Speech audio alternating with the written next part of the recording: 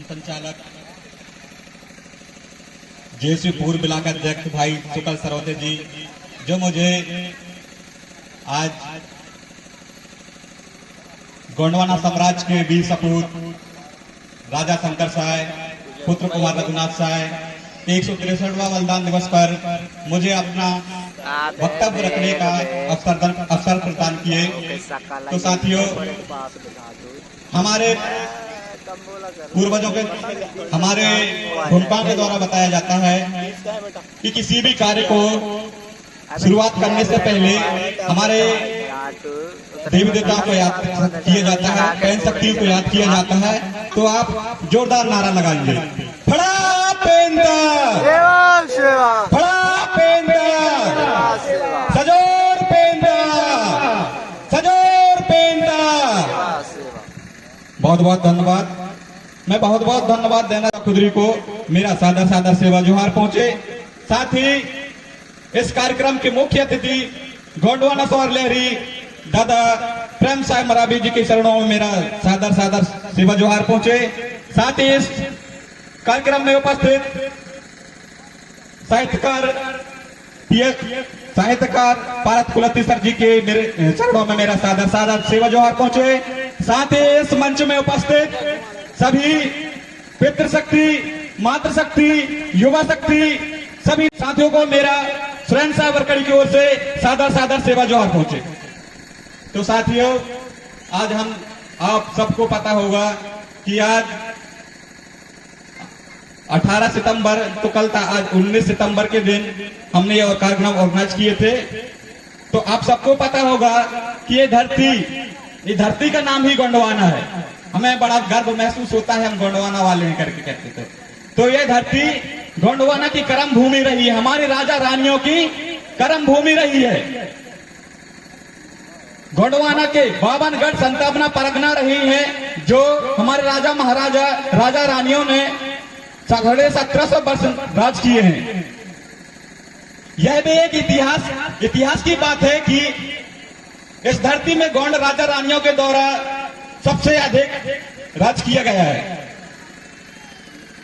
चाहे बात हो वीरगुंडा धूर की, बाबुला पुल्लेश्वर की या सिद्धू कानू की, या बात की जाए मंडला की राजा यदुराज शाह मरावी, संग्राम शाह मरावी, हृदय शाह मरावी, दलपत शाह मरावी, महाराजा शंकर शाह मरावी या पुत्र कुंवर रघुनाथ शाह मरावी, या रानी दुर्गावती, रानी कमलावती या रानी मैनावती, रानी झलकारी बाई की बात की जाए, सभी हमारे गोंडवाना के राजा और रानियों ने हमारे इस मातृभूमि के लिए अपनी जान न्यौछावर किए थे, अपनी आन बान शान के लिए अपने बलिदान हुए थे।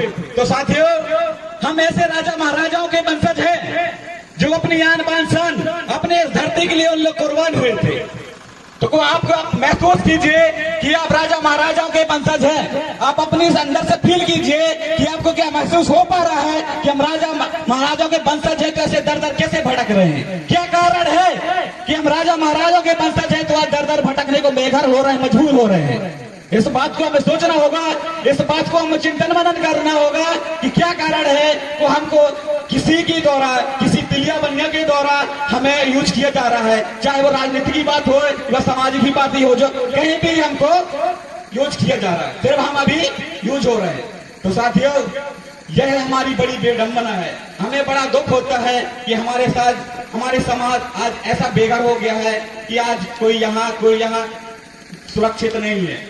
तो साथियों, इसका मुख्य कारण है हमारे समाज का अशिक्षा। हमारे लोगों में शिक्षा की बहुत कमी है, अज्ञानता भरी हुई है।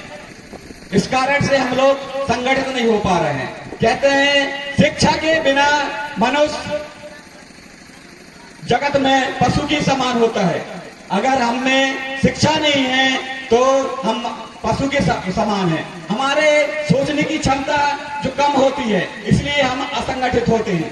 बाबा साहब जी ने कहे थे, शिक्षित बनो।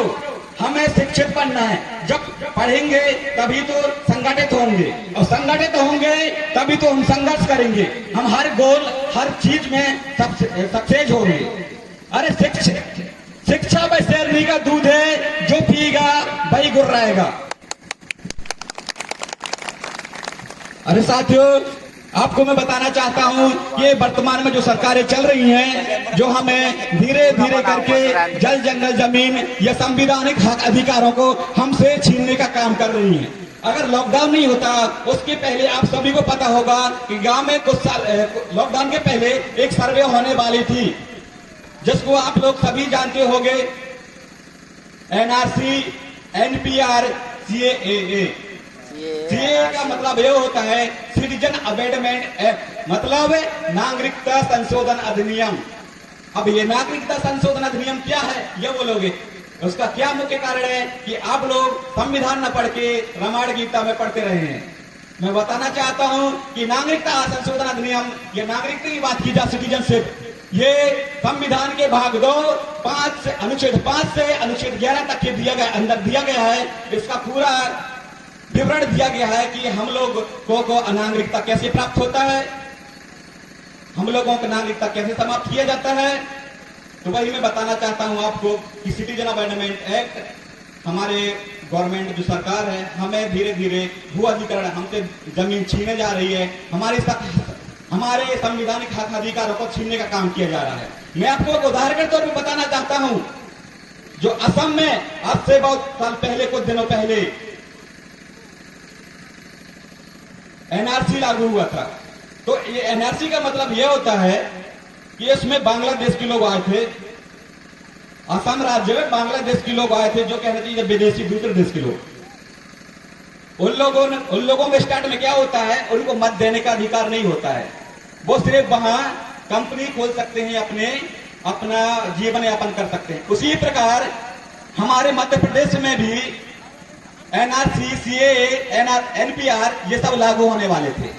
इससे क्या होता, हमारे मध्य प्रदेश में बाहरी, चाहे अमेरिका के हो, ब्रिटेन के हो, दूसरे जो विदेशी आते, हमारे यहाँ जो बड़े बड़े बांध बनाए जा रहे हैं, उनके गांव में आजू बाजू फैक्ट्रियां खुलती, और फैक्ट्रियों में हम लोग काम करते, कहना चाहिए तो हम लोग गुलाम हो जाते। आप वो सरकार की नीतियों को, कूटनीतियों को समझ नहीं पा रहे हो। सरकार हमें गुलाम बनाना चाहती है भाई, गुलाम बनाना चाहती है।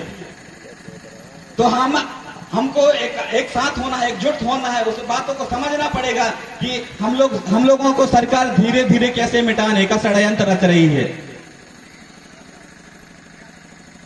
तो साथियों, ये आरक्षण कहना नहीं पा रहे हो सरकार की श्रेणी पे, इसलिए हम बोलते हैं, चाहे संस्कृति की बात हो, चाहे सामाजिक की बात हो, चाहे राजनीति की बात हो, आपको एक साथ एक मंच में आना होगा।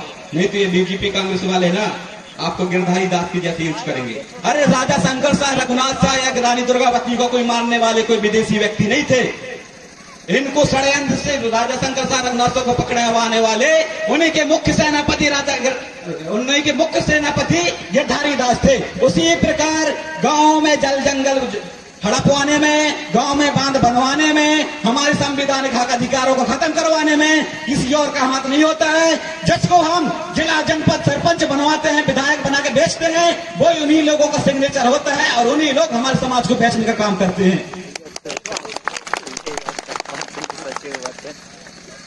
इसलिए साथियों, समझो, समाज की हमारी इतनी विकट दुर्दशा, हमारे लोगों में शिक्षा की कमी है। हम लोगों में क्या है, पढ़ाई नहीं किए हैं, और लोग पढ़ना भी नहीं चाहते हैं। साथियों, ये मौलिक अधिकार है, हमारे हक अधिकार है। गवर्नमेंट भी अनुच्छेद 21A में 6 साल से 14 वर्ष के बच्चों को सरकार के द्वारा ये दायित्व बनता है कि बच्चों को फ्री शिक्षा प्राप्त हो, लेकिन सरकार तो यहाँ स्कूलों को छीना बंद किया जा रहा है। अब तो शिक्षा आपको मिलेगी ही नहीं।